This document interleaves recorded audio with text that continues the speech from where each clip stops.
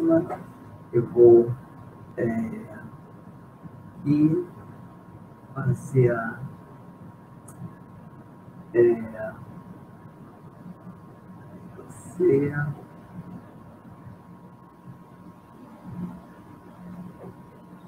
compartilhar aqui com vocês.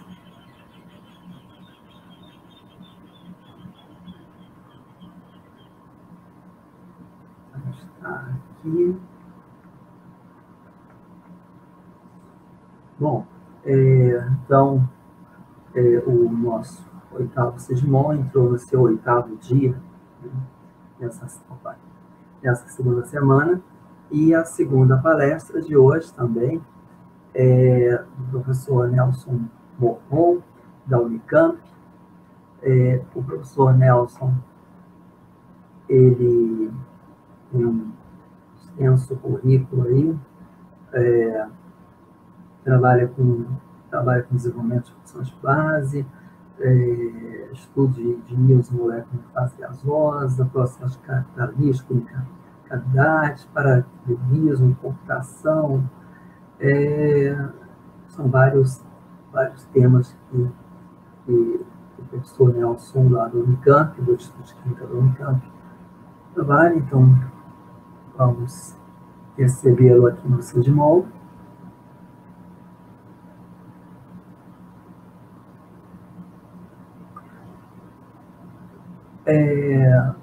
Compartilhou a janela, Érica?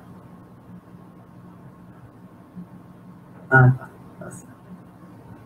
Então, vamos lá. Ô, Nelson, fiquei com a câmera aqui em cima. Tudo bem? Tá me vendo aí? Agora estou vendo. Aí, Nelson, tudo bem? Tudo bom, João? Um abraço. Então, muito obrigado. O Sigmon agradece a sua disponibilidade. O tempo agora é todo seu aí. Tá vendo o compartilhamento aqui da apresentação? Aí. Perfeito. Então, antes de mais nada, eu gostaria de dar um abraço virtual a todos os meus amigos, né, colegas, né, parceiro de longa data aí. Eu já tenho visto bastante gente ali no chat. Queria agradecer demais o João. Eu já não aguento mais ficar confinado, viu, João? Essa é uma boa oportunidade de falar um pouquinho, né? Tem alguém aí para a gente ouvir, né? Embora a gente tenha dado aula, mas geralmente na aula o número de alunos é bem menorzinho. Eu estou participando aqui do oitavo Sigmon, né? Aí está o meu endereço, o meu e-mail. Se alguém também depois terminar disso quiser conversar, quiser trocar uma ideia, a gente está sempre disponível. Deixa eu colocar aqui no modo de apresentação, perfeito. Bom, então o João me pediu para fazer uma conversa aí com vocês, né? Eu achei uma oportunidade muito boa. E entram algumas coisas que a gente tem trabalhado ultimamente. Eu tenho tentado aprender um pouquinho, mais como um desafio, essa aí de cruísmo circular eletrônico. Então, eu vou procurar dividir aí no tempo que eu tenho disponível, falar um pouquinho de algum fundamento, vamos dizer assim, mais metodológico, dar uma fundamentação em termos dos princípios da técnica, né? Que não tem segredo nenhum.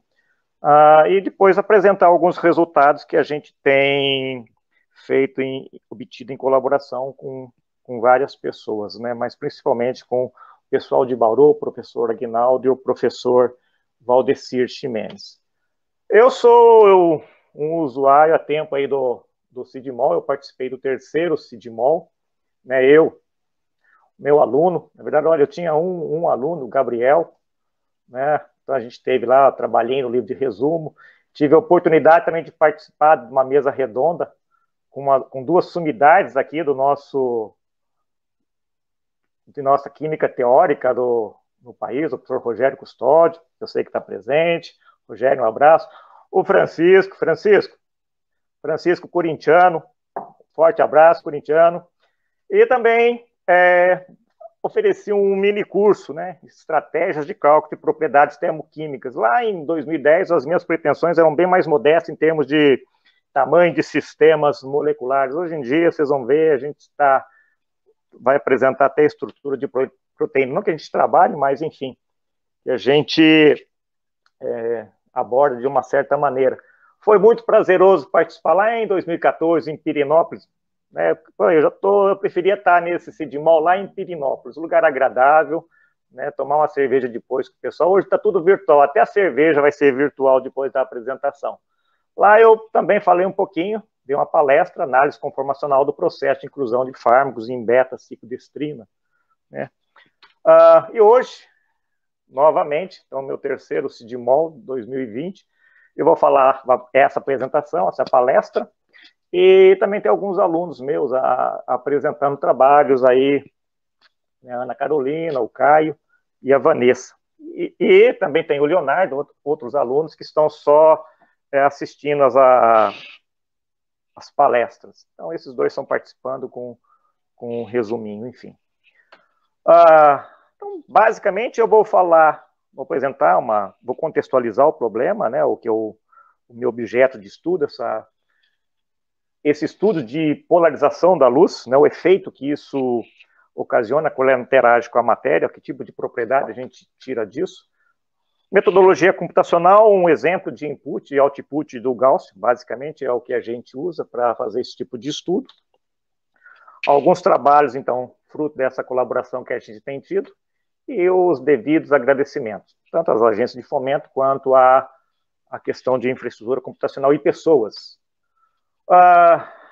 Eu tirei imagens, o texto, daqui está um link, né? Mas tem muita informação na rede para isso. Apresentar os conceitos básicos de diacronismo circular. Ele é definido como uma diferença entre a absorção de uma luz circularmente polarizada, que a gente chama a esquerda e a direita, quando uma radiação eletromagnética passa por uma amostra. E ela dá uma resposta para a gente. Basicamente, é um estudo espectroscópico. O estudo espectroscópico, eu sempre falo, é X e Y. Em X, você tem diferença de energia, equação de Planck, HC sobre lambda, você olha para lambda. Basicamente, não importa se é no visível, se é no eletrônico, se é no vibracional. É diferença de energia expressa em lambda, diferença de estados de energia. Pode ser níveis vibracionais, rotacionais, e assim por diante. E você olha em Y, o que muda em Y? O Y eu entendo como resultado do processo de interação. Em outras palavras, ou a intensidade, ou a resposta que a amostra dá a partir dessa perturbação que você faz. É uma perturbação fruto da incidência de uma radiação eletromagnética. Então, basicamente é isso. A região do lambda que eu vou estar estudando, ela compreende a absorção na região UV-Vis. Então, a gente chama esse processo de dicroísmo circular eletrônico. Existe contrapartidas no Y, que pode ser vibracional, pode ser Raman, ou pode ser luminescência. Mas, basicamente, a ideia é a mesma, a conceituação é a mesma. O que eu estou olhando é o efeito que ocorre em Y. Então, a principal vantagem de estudar a espectroscopia, essa que a gente chama de quiróptica, ou associada a uma propriedade quiral da sua molécula, mas a gente vai ver que não necessariamente quiral, né? A gente pode aplicar isso com um processo de indução do dicroísmo circular. Ela é vantajosa contra uma que não tem essa característica quiral, por exemplo, o VVIS, porque ela permite, de alguma maneira, dar uma ideia para a gente da configuração absoluta quando existe a possibilidade de uma configuração absoluta. Ou, em outras palavras, se eu tenho dois enantiômeros, por exemplo, aqui a gente vai ver a cânfora, eu vou explicar porque a gente estuda basicamente, a cânfora é um bom modelo. Ela não importa se ela é mais ou se ela é menos, se ela é D ou se ela é L, se ela é R ou se ela é S, importa a maneira com que você nomeia, o espectro VVIS é igual. O que o distingue é a imagem especular, né, já bem sabido, a gente estuda isso lá desde na química orgânica mais básica, e aí, consequentemente, o seu espectro de ECD. Essa figura, ela ilustra bem isso. Então, aqui que eu tenho Y, não importa se é Y ou se é delta Y, né? Aqui eu sempre tenho, como eu havia comentado, o lambda. Então, uma das características que a gente vai ver da amostra é essa questão conformacional. No caso da cânfora, né, que está o carbono, os dois carbonos assimétricos, ou o centro assimétrico, que não necessariamente precisa ser carbono, pode ser nitrogênio. Basicamente, no centro assimétrico, que distingue um lado e outro, né, o fato dela ser rígida. Não tem a componente conformacional que também é uma componente que afeta o sinal do dicroísmo circular. Então, o espectro V-vis, semelhante, ou mesmo, né, a maneira como que a radiação interage, que ela independe da orientação, em termos de imagem especular, e aqui os dois ECDs. Então, se elas têm dois ECDs bem distintos, pelo menos em termos de sinal, né, isso permite dizer que ela que ela pode ser menos ou que ela pode ser mais. É isso que é tal da configuração absoluta. O que eu observo aqui também aqui bem na região do V-vis, né, aqui basicamente do ultravioleta, é a magnitude. E a cânfora, ela dá uma magnitude. Esse sinal aqui é um sinal bem menor do que o sinal do espectro V-vis. Um sinal de dicroísmo é bem menor. Isso está relacionado a uma propriedade de anisotropia que a gente vai comentar. Então, aqui nesse caso, era em torno de 20 vezes menor. Historicamente, começa lá, olha a data que começa isso, 1810, com Arago. Né, ele observa, de alguma maneira, alguma distorção da luz polarizada para quartzo. E o Biot já aplica isso para a solução. Aqui sólido, aqui solução, usa a sacarose 1811. Pasteur, famosos trabalhos de Pasteur, né, imagem especular, né, de cristais de tartrato. E aqui esses dois já começam a dar algum baseamento em termos de algum modelo ou alguma interpretação mais a nível molecular, o Van Toff, o Kirwood e o Brewster. Isso 1848, 1937, depois 1959. Então, basicamente, claro, tem muito mais gente colaborando, mas historicamente é só para situar algumas pessoas que tiveram algum destaque nesse desenvolvimento. Aí, para mostrar um aminoácido, os aminoácidos são a classe de compostos que tem essa característica, né, da mão direita, da mão esquerda, é a propriedade especular que eu havia comentado. Eu peguei mais alguns exemplos, eu não sei por que eu peguei a nicotina e a cocaína, né, não tem nada a ver com esse meu confinamento, eu tô tranquilo. Naturalmente, a nicotina ocorre na forma S, e na forma R, ela é 100 vezes menos potente. Então, de alguma maneira, um arranjo estrutural, uma maneira de se ligar os substituintes, permite que você tenha essa diferença. Onde está o carbono quiral, ou o centro quiral? O centro quiral está aqui. Esse é o par isolado do nitrogênio que vai dar outra componente quiral. Ou pode ser, aqui não dá para ver, do lado de baixo. A outra que eu falei é a cocaína.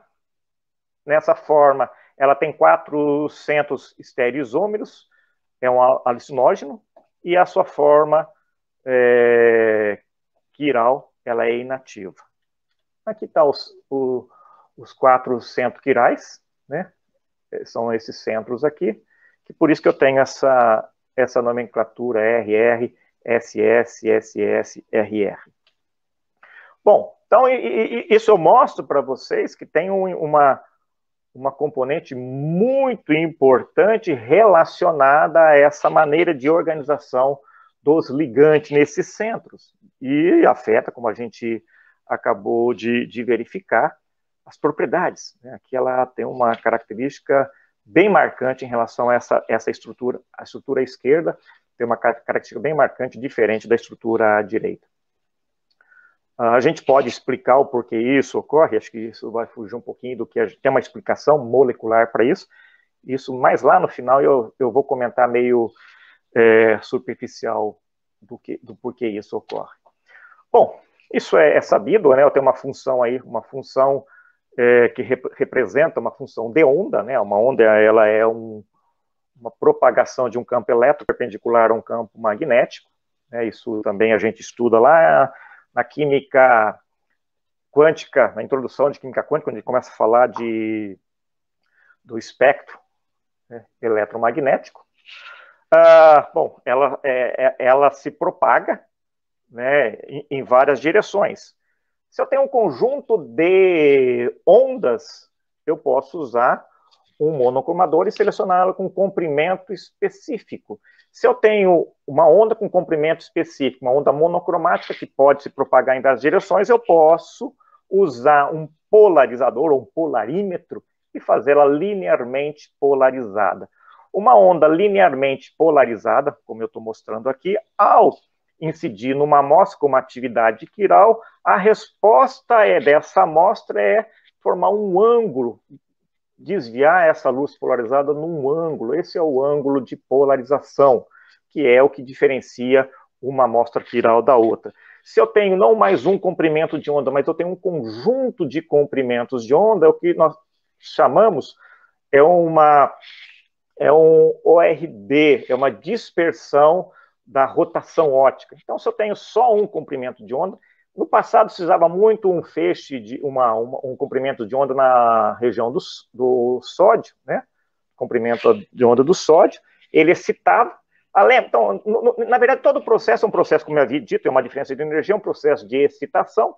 Se é um processo de excitação, deve estar relacionado com o momento de dipolo. Então, eu saio do estado fundamental, um momento de dipolo, vou para um estado excitado. Então, a propriedade, a gente sabe, no caso da intensidade de um espectro de UV-V está relacionado com a força do oscilador, que está relacionado diretamente com o momento de dipolo. Pode ser um momento de transição elétrica ou magnética, mas a gente vai ver em seguida. Então, daí se eu tenho então, essa perturbação, essa polarização da minha radiação, eu tenho uma resposta que é no caso do desvio, formando um ângulo dessa radiação linearmente polarizada. Se eu tenho vários comprimentos de onda, eu tenho um efeito dispersivo. Agora, se a minha onda ela é usando alguns dispositivos apropriados, né,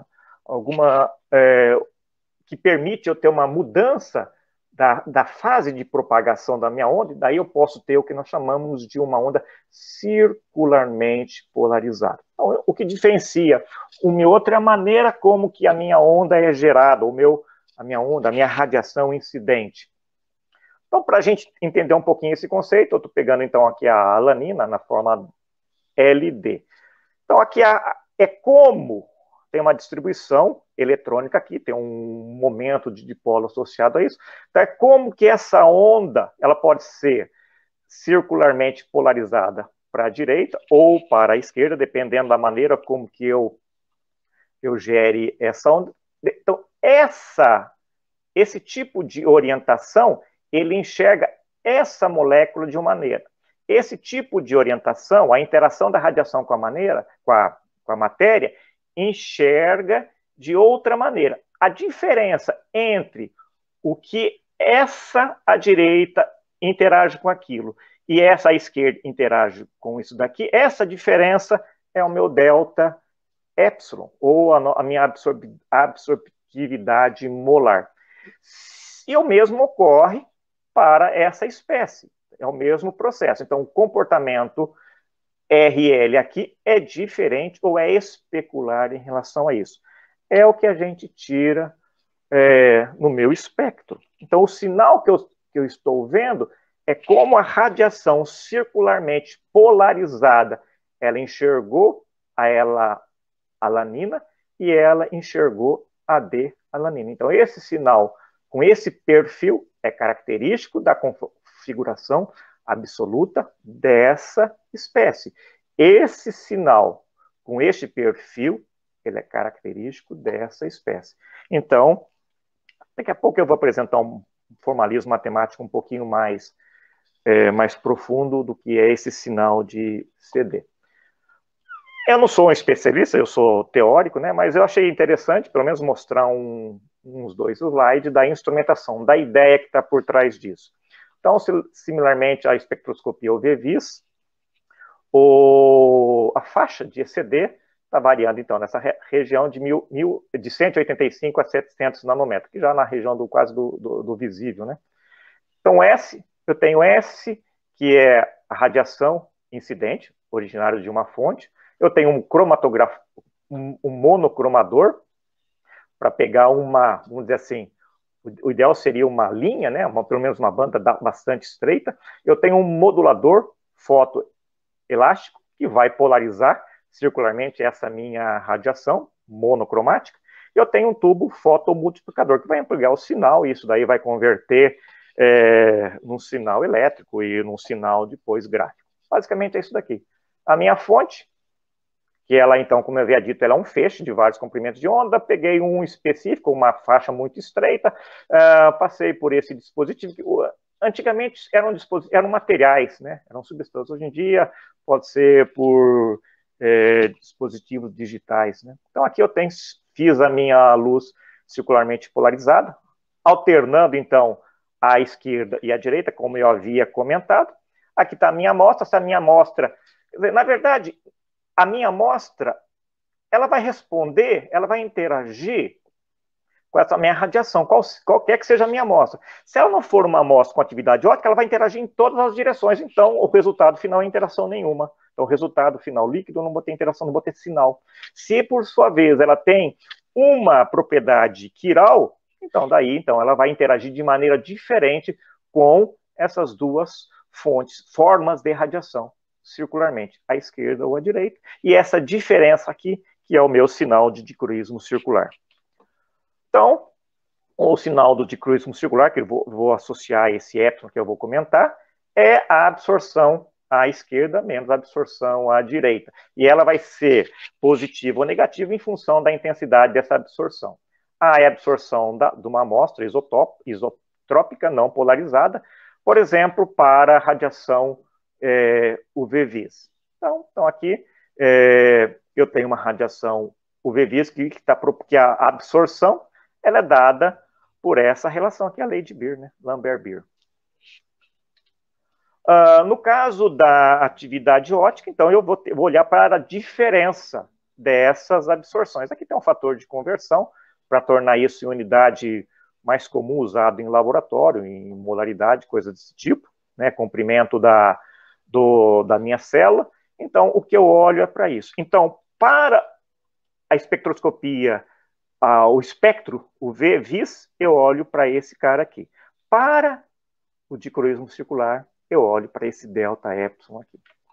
Bom, sinais, então, não desprezíveis, tem que ter alguma magnitude de sinal. Como eu havia dito, o sinal não é muito intenso, então eu tenho que ter pelo menos alguma sensibilidade para eu utilizar esse sinal, e claro que vai depender da amostra, das condições. Então ele pode ser medido somente na correspondência da absorção, da banda de absorção. Por isso que o espectro de UV-vis e o espectro de dicurismo eles saem juntos. Então eu excito a minha amostra naquele comprimento de onda, e a resposta que ele dá da interação da luz circularmente polarizada é o sinal do dicurismo circular. Então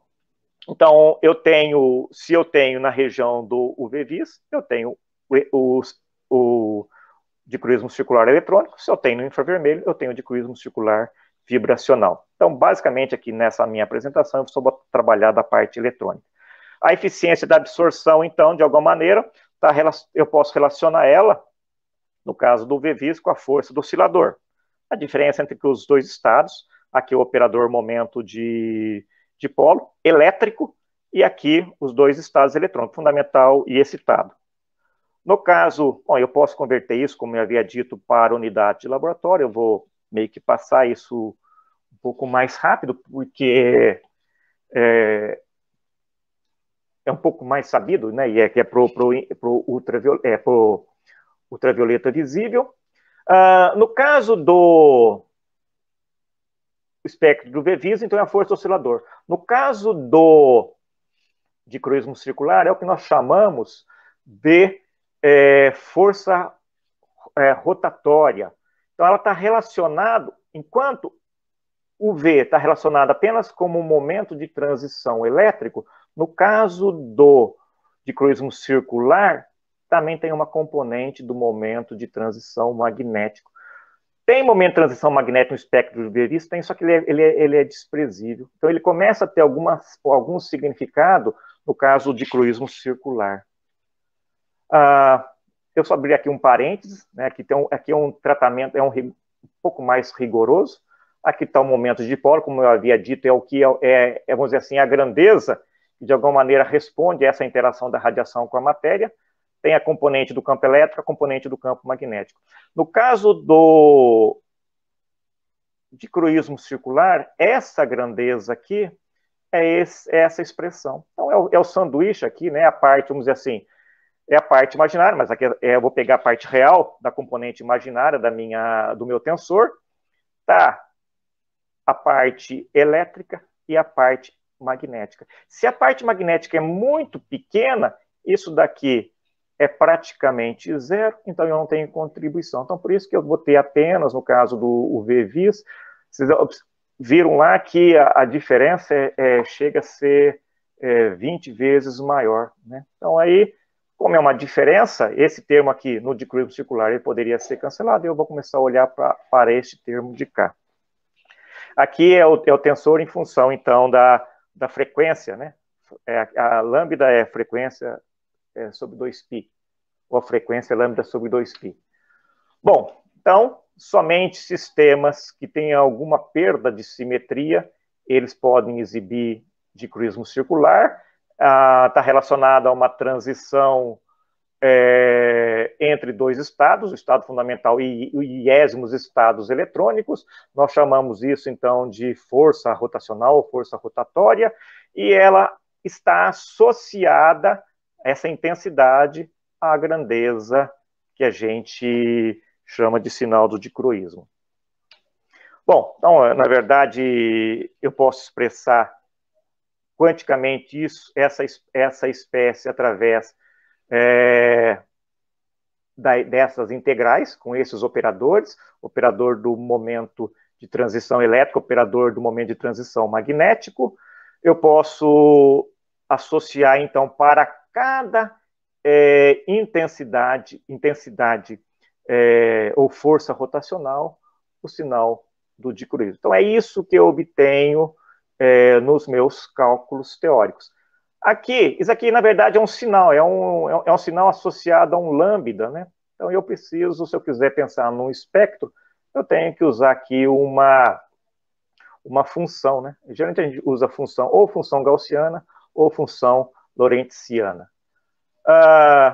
Essa grandeza, chamada de fator de dissimetria ou de anisotropia, então ela mede a relação entre o sinal de dicroísmo e o sinal do espectro de UV-Vis.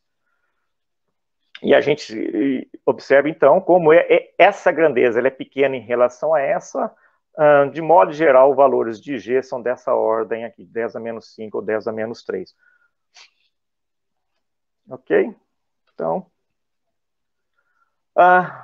algumas propriedades quirópticas que aparecem ou são comentadas quando se entra nesse estudo, né? Então, uma é relacionada, então, a uma questão de origem, uma relacionada à questão de conformação, outra, como se trata de espectros eletrônicos, a correlação eletrônica ela é importante, e uma outra componente importante é o efeito de solvente. Eu vou tratar em mais detalhe a questão conformacional e a questão de solvente, que é onde que eu tenho resultados para mostrar para vocês mais para frente. O efeito de origem ele é significativamente preciso para pequenas moléculas. No entanto, para grandes moléculas, o erro passa a ser relativamente grande. Na verdade, ele é dependente da função de base. Então, para quem quer fazer estudos dessa natureza, uma maneira é usar bases um pouco mais extensas. De alguma maneira, as bases, na completeza da base, esse efeito de origem desapareceria, ou de referência de origem desapareceria. Então, aqui estão os artigos com mais detalhes do que eu estou comentando. Então, de um modo geral, a gente tem que usar bases um pouco mais extensas. Funções de Rydberg, funções de London, de alguma maneira, funções F, funções D, se o sistema não é muito grande, elas conseguem evitar esse tipo de erro. Efeito de correlação eletrônica, que eu estou olhando para a rotação óptica, é claro de ver, né? Aqui, B3-LIP, aqui Couple Cluster, né? O valor experimental para níveis mais vamos dizer assim, mais rigorosos, né? Não que os funcionais não sejam, mas mais rigorosos, eles tendem a dar resultados melhores, porque a função de onda ela é melhor descrita, e bases relativamente de boa qualidade. Bom, metodologia computacional. Então, eu apresentei de um modo geral algumas características teóricas, né? O tempo voa, então eu não quero entrar muito mais detalhes, né? Porque também nem é muito objetivo dessa da palestra, é uma contextualização do problema como um todo. Se eu quiser estudar dicroísmo circular, isso aqui é bom para estudar rotação ótica. E daí eu posso estudar, inclusive, no método de DFT. Se eu quiser estudar dicroísmo circular, eu vou ter que usar estados eletrônicos, então eu tenho que usar TD-DFT. Por que eu uso TDFT? Não equação de movimento, campo cluster, esse tipo de coisa, uma questão puramente computacional. Vocês vão ver que os meus sistemas são relativamente de tamanho, não pequenos, de tamanho médio. Né? Um outro fator que aparece também é essa questão da força rotatória em velocidade ou comprimento. Isso fica mais claro de ver se eu olho para essa equação. Então, é a maneira como que você vai descrever a perturbação causada pela radiação eletromagnética. Então, aqui eu tenho um hamiltoniano, vamos dizer assim, um hamiltoniano não perturbado, é um hamiltoniano com uma ligeira perturbação, isso é a expressão da teoria de perturbação, estou causando uma perturbação no meu sistema, uma radiação eletromagnética, que vai fazer a excitação eletrônica. Eu posso representar isso, aqui é o Hamiltoniano exato, componente cinético, componente potencial, e a perturbação, ou chamado Hamiltoniano de interação, ele pode ser representado dessas duas maneiras. Uma em termos do momento de operador e outro em termos do campo eletromagnético. É a mesma representação. Não é a mesma representação, é a mesma definição para duas representações diferentes. Uma que a gente chama em termos de velocidade e outra que a gente chama em termos de comprimento. Então, o resultado ele deve ser o mesmo, mas aqui está relacionado a simplesmente uma questão de implementação computacional. De modo geral, esse em termos do comprimento, essa referência em termos de comprimento, essa representação, ela é que dá resultados um pouco melhores. Mas, em tese, e a gente vai ver que os resultados que eu vou apresentar para vocês, elas são essencialmente iguais, ou deveriam ser essencialmente iguais, se eu uso o método adequado, a função de onda estendida, coisas desse tipo. Então, como que eu faço isso na prática? Eu peguei aqui que eu chamei de input do Gaussian 16, o output do Gaussian 16, aqui o melhor que tem respondido é o PB0, aqui é a minha base, aqui eu só estou fazendo o cálculo da parte eletrônica, é um cálculo de, por assim dizer, de espectro VVIS. Né? Já otimizei a geometria em outros métodos, em outras bases, então aqui é o título, carga, multiplicidade, as coordenadas cartesianas do meu sistema. Então esse tipo em fase gasosa. Se for em fase solvente, aí você vai usar o método de solvatação apropriado, PCM, SMD, coisa do tipo. Então aqui eu faço um cálculo de espectro, aqui são os meus, usei 15 estados, aqui tudo singletos, no meu caso. Aqui estão as minhas forças osciladores, que é a resposta, é o Y, então, do espectro de UV-Vis, aqui o comprimento de onda. Então, nesses comprimentos de onda, que ocorre, então, o dicroísmo circular. Então, se eu tenho 15 estados eletrônicos excitados, eu tenho 15 respostas da força rotatória. Então, aqui eu estou olhando para a componente R do comprimento, vocês vão ver aqui, ó, 0, 14, 30. Se olhasse em termos de velocidade, 0, 12, 22. Então, qualitativamente, eles têm o mesmo perfil.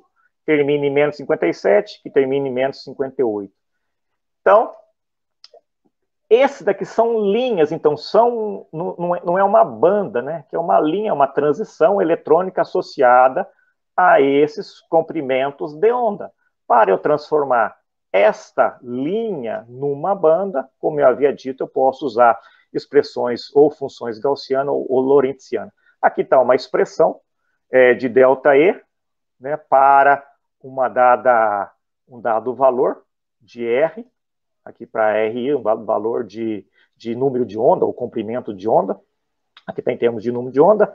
Aqui está esse valor, geralmente unidades, que é obtida no laboratório. Então, eu pego, então são constantes de ajuste para a unidade que eu quero em laboratório. A gente trabalha muito em sintonia com o pessoal experimental, Aqui então, está a componente vamos dizer assim, do eixo Y, da intensidade do dicurismo circular. Aí tem largura de meia banda, tem toda aqui uma expressão da função gaussiana. Então, na prática, isso corresponde às minhas transições eletrônicas, ou às bandas relacionadas àquelas transições eletrônicas do eixo X.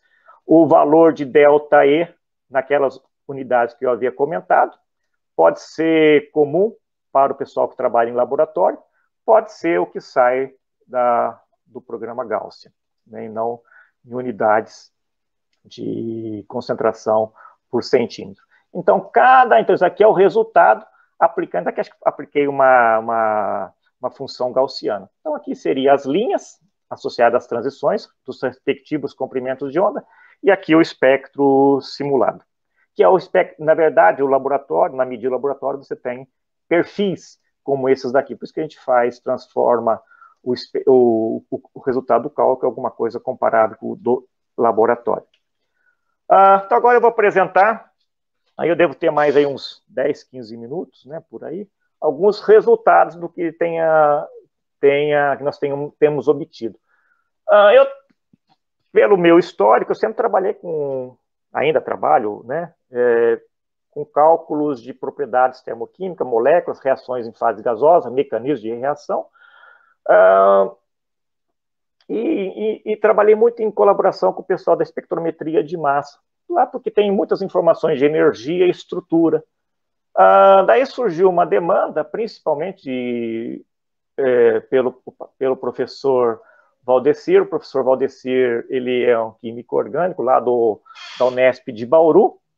Ele tinha informações experimentais de espectro, mas aí a química teórica, isso é uma sugestão que eu dou para os novos, pessoal que tem muito estudante aí, ela funciona hoje em dia como uma ferramenta, é um cromatógrafo gasoso, ela é um espectrógrafo, um espectrômetro de massa, é um fluorímetro, ela ajuda, ela dá uma interpretação, dá um novo olhar para dado experimental, principalmente a nível molecular, usando informações de orbitais moleculares, informações como essa que eu apresentei para vocês, resultados de interação entre função de onda e operador. Então, esse é um trabalho que a gente foi desenvolvendo, foi aprendendo, né? Eu nunca vi dicurismo, tinha visto dicurismo circular na minha vida, né? Isso vai ter que estudar, vai ter que aprender. Acho que ainda não sei tudo, tem muita coisa, né, para se aprender, mas então a gente começou a entrar nessa área. O bom de você entrar num assunto novo é que às vezes você pensa uma coisa tão absurda que ninguém que já está na área pensaria, e isso geralmente vai para algum lugar, e eu vou mostrar uma historiazinha bem interessante disso, né? Então, por isso, tentativa e erro faz parte do processo, não existe pergunta boba, tá? Existe suor, né, em tentar entender as coisas. Bom, então, quando eu tenho uma questão de conformação, eu preciso fazer aqui uma análise da distribuição de Boltzmann, né? Então, aqui, deixa eu andar um pouquinho, eu tenho essa molécula aqui, né? Vocês reparam que ela não tem nenhum centro assimétrico, ela não tem um carbono assimétrico, um carbono quiral. O efeito surge por uma questão de orientação. Mas aqui a fenilbutazona, ela tem duas conformações, né, que vão responder, ou vão interagir diferentemente com o sinal da interação da radiação. Então, a gente tem que fazer um mapeamento aqui em termos da conformação mais estável, né? Depois aí eu vou pesar essa conformação mais estável usando uma distribuição de Boltzmann. Então, o processo é muito semelhante, é um processo de varredura dos diedros, né? E cálculo semi-empírico ou de mecânica molecular. Essa molécula é relativamente pequena, dá para fazer TM3, TM6, esse tipo de coisa. Eu fiz uma varredura aqui, 637 conformações. A gente tem que tomar muito cuidado com como faz a varredura, senão isso gera milhares de conformações. Depois você seleciona as conformações no nível de funcional de densidade, faz o cálculo no nível de TD-DFT.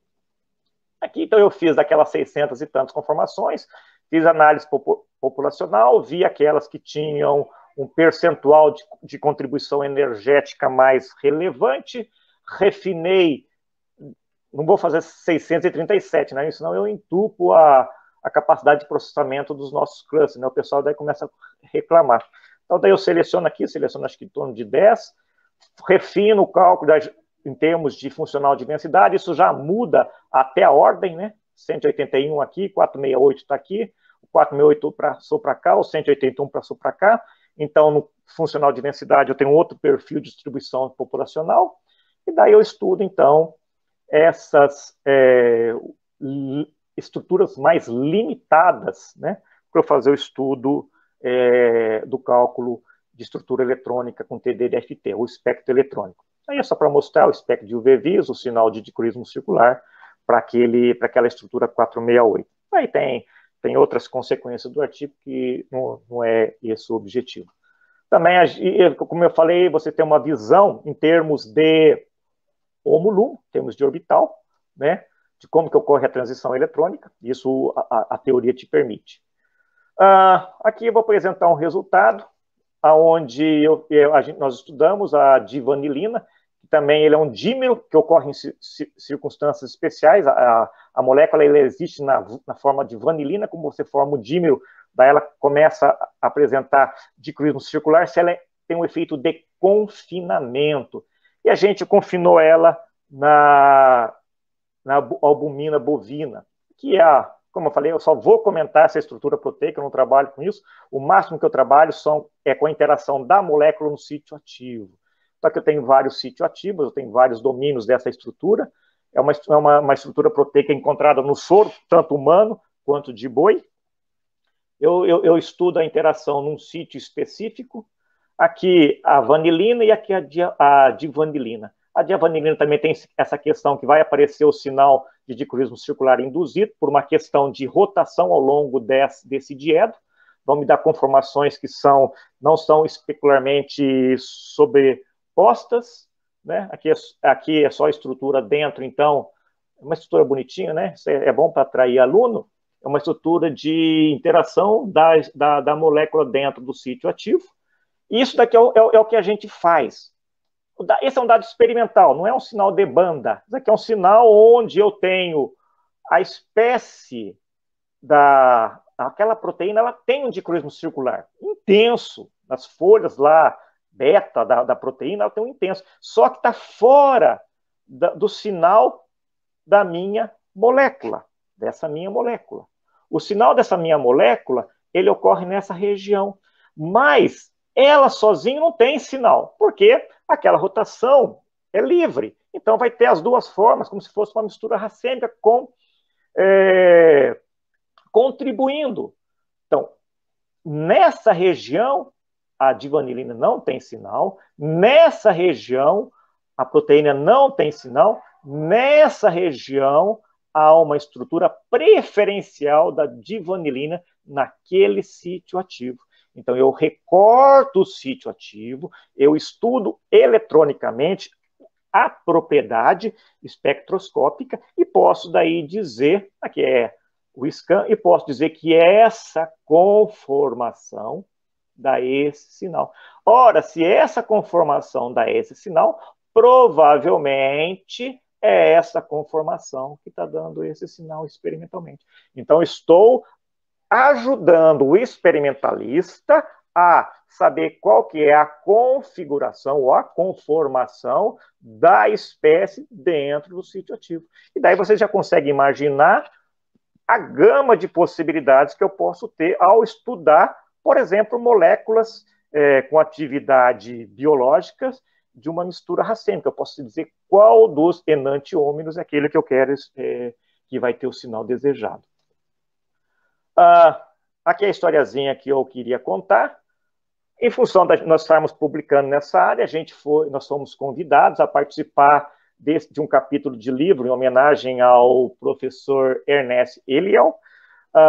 Nós contribuímos com o capítulo 7, e o trabalho que a gente fez foi verificar o efeito de solvente no dicorismo circular. Era essa a ideia, né? Porque o espectro de dicorismo circular ele é sensível ao efeito de solventes que significativamente mudam a característica dos resultados obtidos. Ótimo, então essa era a proposta nossa. Tá bom.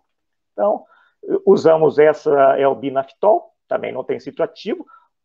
mas ele tem essa questão da sobreposição em função de rotações ao longo desse diedro aqui, ao longo dessa ligação.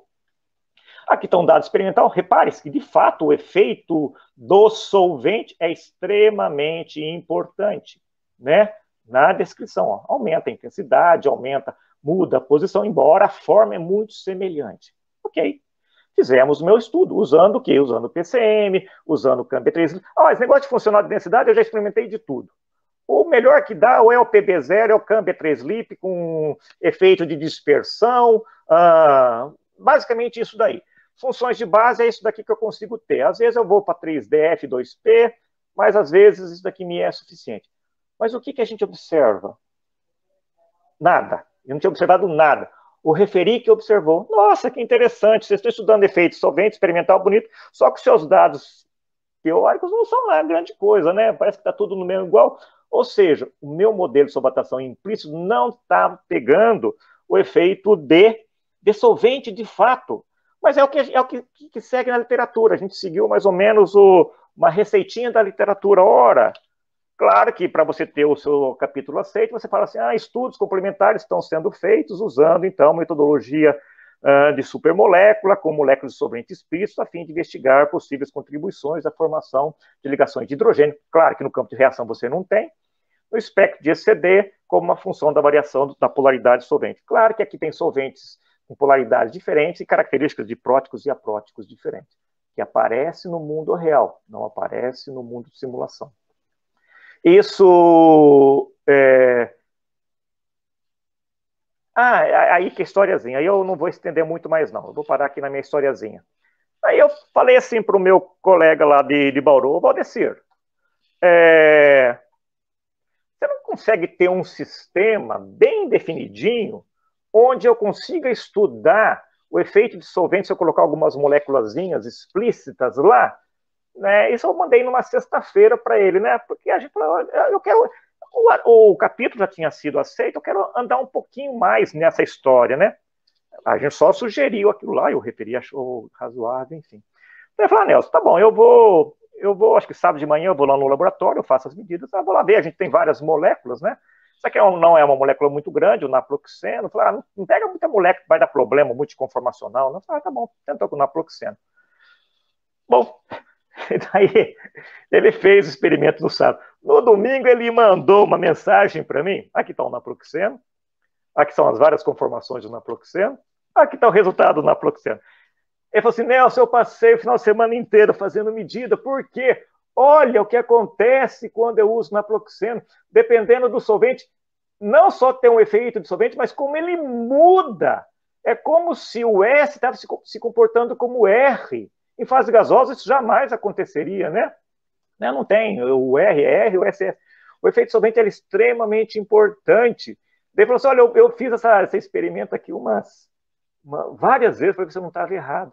Então, isso daí abriu a possibilidade de a gente verificar que o naproxeno, né, e daí virou um artigo, inclusive virou a capa da Chirality, que a gente observou, então, um sinal de inversão, né, dependente do solvente. Então, isso, do ponto de vista teórico, para mim, digo o seguinte, na maioria das vezes eu posso usar campo de reação, eu posso usar PCM, eu posso usar essas coisas, mas nesse caso particular aqui, isso não é possível. Eu preciso ter moléculas explícitas.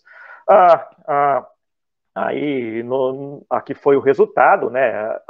Esse estudo do efeito da molécula explícita a gente está fazendo, isso é uma tese de um aluno meu, do Lucas, né? Aqui está o sinal, então eu não consigo distinguir ainda no modelo de campo de reação, né, esse efeito do dicorismo circular. Aqui, repara que eles têm, dependendo da conformação, ela tem um sinal, mas o resultado, que é o pretinho, ele tem a mesma tendência, independente se é acetronitila, etanol ou água. Então, o modelo de campo de reação, o modelo PCM, SRF, enfim, ele não está identificando essa característica de dependência de solvente. Eu vou parar por aqui, né? Eu vou passar para essa parte aqui. Então, isso aqui também é só um pouco do que eu falei, como que a gente faz uma análise. Então, a gente trabalha estritamente em colaboração com o pessoal do experimento, basicamente, então a gente, das 4 itens que eu falei para vocês. Correlação eletrônica, TD e DFT é o que a gente consegue fazer pelo tamanho das moléculas. Efeito de velocidade e efeito de referência, de origem, as nossas procuram usar uma base bastante extensa. E a questão do solvente, a maioria das vezes o modelo de campo de reação funciona, a maioria das vezes, ou em casos muito específicos, a gente vai precisar usar solvente explícito. O trabalho do Lucas, ele é um trabalho que, inclusive, ele tem obtido bastante colaboração ou informações que ele tem tirado com a Kaline, tem conversado com ela, está usando o DICE, de tentar modelar várias conformações, pensar em camadas de sobotação e depois aí fazer o estudo do espectro num clusterzinho menor. Claro, usar o naproxeno, usar a camada de sobotação e usar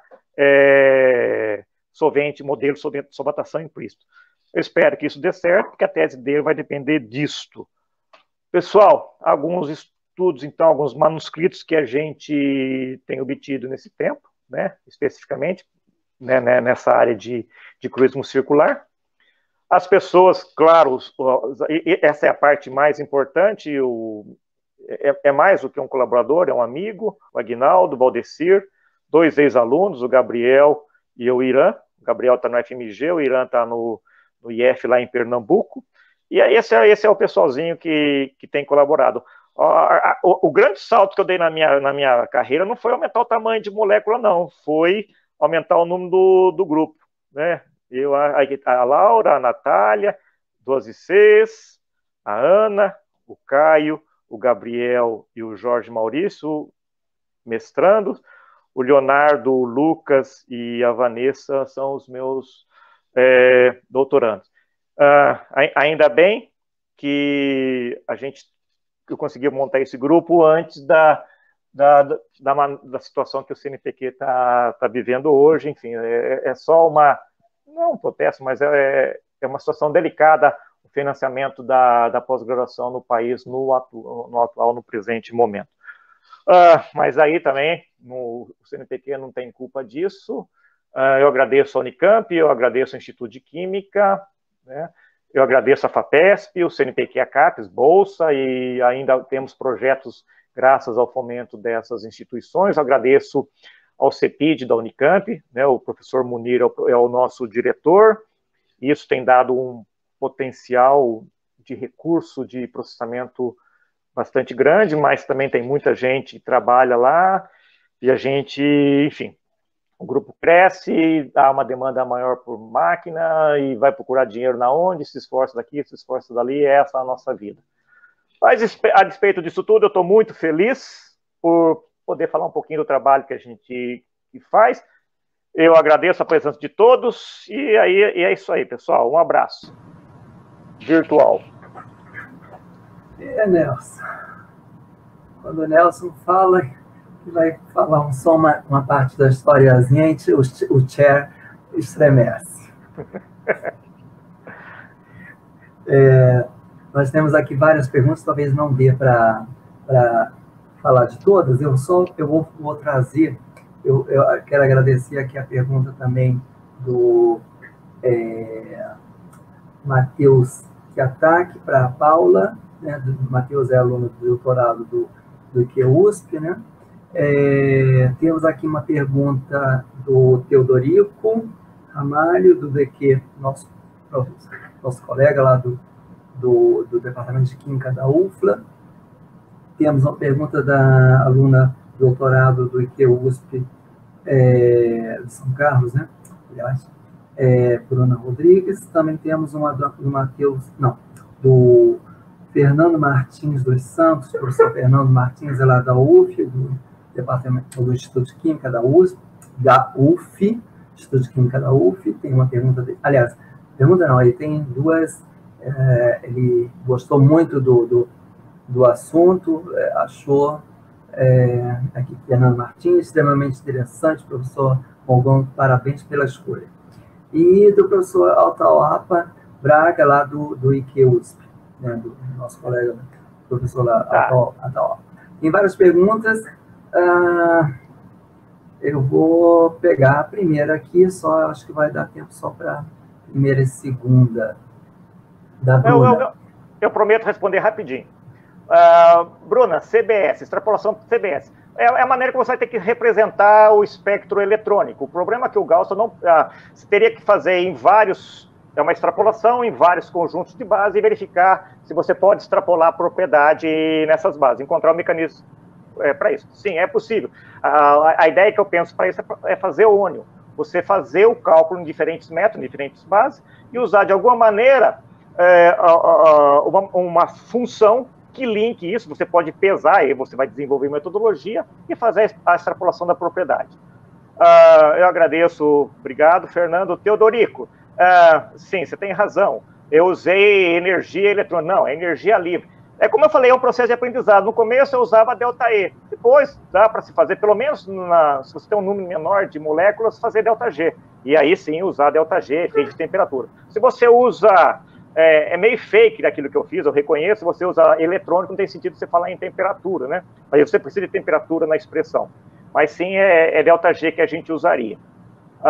Obrigado, Teodorico. Atahualpa, Monte Carlo, sim, mas esses sistemas, Atahualpa, geralmente eu escolho.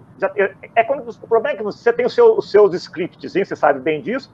Daí você distribui os seus scripts para várias máquinas e elas vão fazendo. Mas daria assim. É que eu ainda não sou muito. Ainda tenho restrição de usar Monte Carlo, viu, Atahualpa? É igual usar Windows, né? A gente vai para o LaTeX, vai para o Unix. Mas daria sim, pode usar Monte Carlo e aí você faz análise conformacional. Ok? No caso, na Proxeno, você investigou dímeros? Não, não investigamos dímeros, porque a gente não sabe se o experimental tem dímeros, tá certo? Eu acho que nem tem, porque o nosso resultado bate com o experimental naquela região lá, mas seria uma possibilidade, pelo menos do ponto de vista teórico. Ok? Ok, acho que é isso. Esgotei todo mundo. Rogério Custádio, obrigado. Rogério é o mestre. Né? Só enxerguei mais longe porque estive no ombro de gigantes. É essa que eu tenho a dizer. Grande Rogério. Obrigado, Rogério, pela presença aí. Já vamos ter a pontinha, a palavrinha dele também aí, já. A outra pergunta foi do nosso colega aqui, o Politi, né? Já respondeu, do Naproxeno, né? Então, obrigado. O Politi, qual que é o Politi? É o JRSP. Mas por isso que eu não reconheci o Politi. Ô, Politi, um abraço. Um abraço, Teodorico, Rogério, tá todo mundo aí. João, você foi feliz em organizar esse evento. Olha, todo mundo virtual aí. Com certeza. Não tínhamos como passar. Demoramos bastante para tentar o CIDMOL, né? Porque é uma tarefa difícil, né? Virtual é difícil. E, ao mesmo tempo, mais gratificante, né? Gratificante porque, pelo menos, a gente está conseguindo... E é o que eu estou tentando fazer nesses dias, né? Eu percebi isso infelizmente, não percebi isso nos primeiros dias, né? Trazer o nome de cada um que está falando aqui, né? Está fazendo a pergunta, trazer o nome, de onde né? E fazer mais como é que se diz? Mais pessoal, né? Mais pessoal. Acho que vale a pena, porque a gente não está com essa interação face a face, né? Mas, pelo menos, humanizar um pouco essa interação, né? Muito obrigado. Obrigado, João. Tá joia.